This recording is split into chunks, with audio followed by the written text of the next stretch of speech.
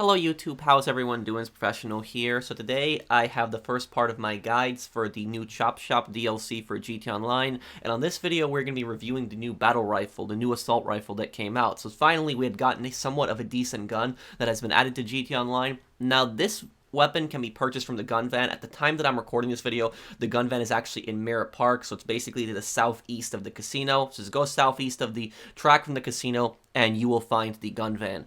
But this weapon sells for about $497,500, and you can also get it for a discount if players had commended you, players had recommended you, then you might have a specific off on the weapon. Now, in my opinion, this rifle looks to me like it's from the SIG family of rifles, which are from Switzerland, and it seems to me like it's based on the SIG SG 550. Now, I could be wrong on that, but it just looks very similar to that for me. But if I'm wrong on that, feel free to correct me. I always like to see what these guns are personally based on in the game. But anyways, how does this rifle function? This rifle actually does not have many attachments. It only really has 2 attachments, an extended magazine, which the extended magazine increases it by 10 rounds. Standard is 20 rounds, and a suppressor. It does not have anything else on the muzzle, does not have any kind of extra sight, does not have a red dot sight, none of that stuff. It is only that specifically, and there's no Mark II variant of this weapon either. So how does this weapon handle?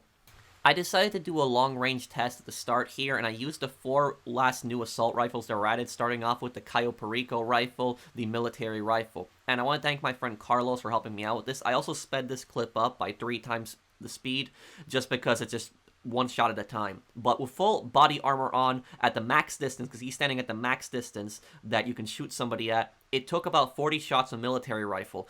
Kind of weird, considering that the heavy rifle is supposed to technically do more damage in the stats. And then I started using the heavy rifle next. Heavy rifle right here, it takes about 47 shots. And there we go. Okay, 40 shots on the military rifle, 47 on the heavy rifle. Service rifle, newest assault rifle, the M16. This rifle also takes about 47 shots. And we've already gone through Carlos's armor.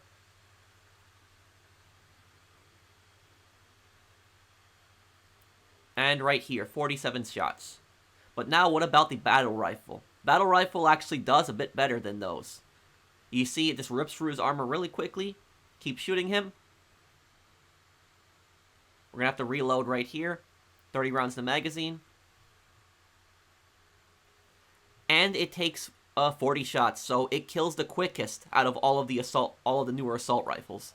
But what about a close-range damage test on armor? So let's start off with the military rifle. Military rifle does pretty well also. Military rifle takes down in 11 shots. 11 shots on the military rifle. Heavy rifle.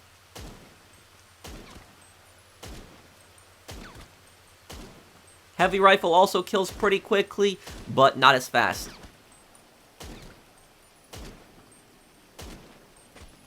"13 shots on the heavy rifle. And the service rifle. How much on this one? Service rifle here does a little bit better, though. 12 shots. What about the battle rifle? How does the battle rifle do?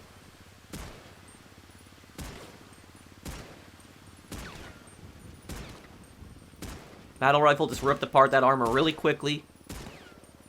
11 shots. So battle rifle does the most damage at close range, 100%. At longer ranges, I guess it would be kind of tied with the military rifle. What about headshots? How much damage does it do to the head? Well, it basically takes 1 shot to the head, even if the person is wearing armor. And this is the same for the battle rifle, the military rifle, the heavy rifle, and the service rifle. It's all the exact same thing. 1 shot to the head, even if the person is wearing armor. However, if the person is wearing a bulletproof helmet, even if they have armor, it is going to take 3 shots. So it's going to take 3 shots, regardless, across all the weapons, across military rifle, heavy rifle, service rifle, and battle rifle. It will take 3 shots if they are wearing a bulletproof helmet. So how is this gun in a PvP situation against other players? So I decided to do a little bit of friendly PvP with my friend Carlos here. My friend Carlos is much better at PvP than me. I wouldn't say that I'm terrible, but I wouldn't say that I'm great either. I'm kind of just somewhere in the middle when it comes to ground combat. Always been better at vehicle combat.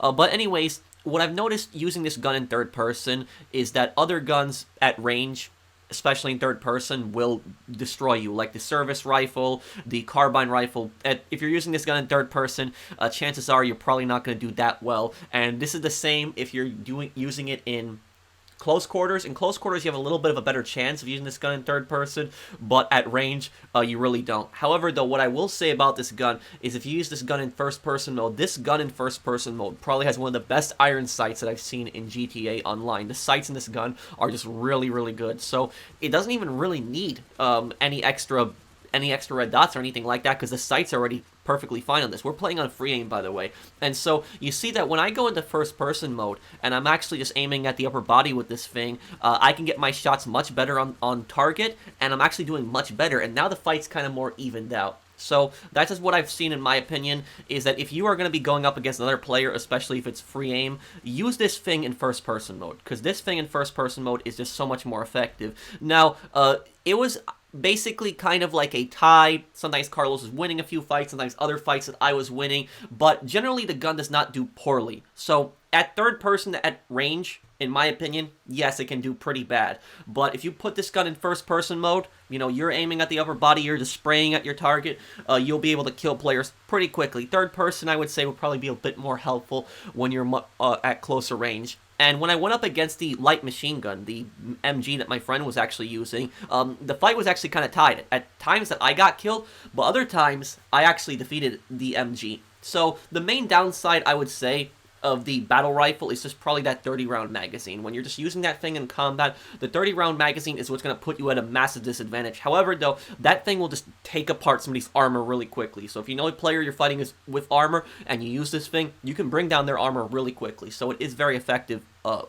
It is very effective for that. However, though, there are other guns that have larger magazines that people will use, that people would argue it's better, but I guess it's ultimately dependent on the player. In my personal experience, I think that it's a fine rifle. But now, how about when using the rifle against AI? How is the rifle against AI? Well, against AI, it's actually pretty good. I decided to do a few missions just to see how it would work, and it does bring down AI pretty quickly. I am able to land headshots at a rapid rate on AI, just as long as I don't spray.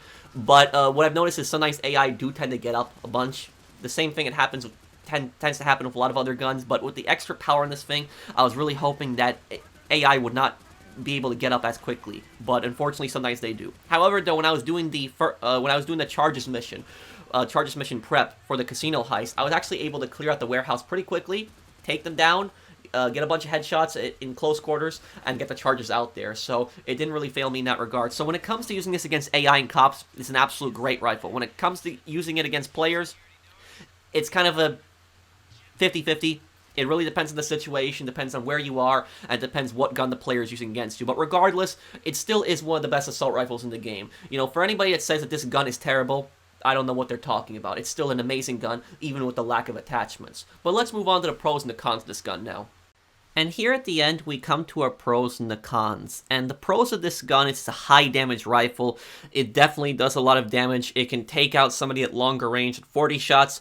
Few less bullets than a lot of the other assault rifles. It can kill somebody at close range 11 shots. High damage, great for that. Also great against NPCs. It's great for missions. So I really don't see how this gun wouldn't help you complete missions. It's definitely very useful for that. Very useful for killing NPCs. And if you time it, you can get headshots. Just don't spray too much because it does have a bit of recoil. And it has great iron sights. Really great iron sights. Usually when I review guns, I don't really talk much about the sights. But even though it does not have any optics on it, the iron sights itself are really good. And I really do like it. And from what my friends have also told me, they also all really like the iron sights as well. The cons of this is that it is expensive. You know, you're spending nearly $500,000 on just a single gun, but you know, if players are commending you, they're recommending you, then this gun may go down in price, but still, it's, you know, nearly $500,000 is for a rifle. And the last con is lack of attachments. The only thing that it really has, it has an extended magazine and a suppressor. Does not have any kind of optics, does not have anything else in the muzzle. That's it, just suppressor and extended magazine. So if anything, the magazine I think should have been a bit bigger. It should have been at least, at least 45 rounds for the extended magazine. At least that's what a lot of the other guns are. I think 45 rounds would be fair for this thing, but it is what it is. But regardless, it is a new gun. It's a great gun. It's not, garbage like that terrible bolt-action rifle that we had gotten some time ago. This is actually a decent gun. Pick it up. I think that you'll definitely enjoy it, and you'll use it for years to come. But that's pretty much it for this review. If you guys did enjoy the review, do drop a like, and I'll see you guys on the next one. Take care, everyone. Have a wonderful day, guys.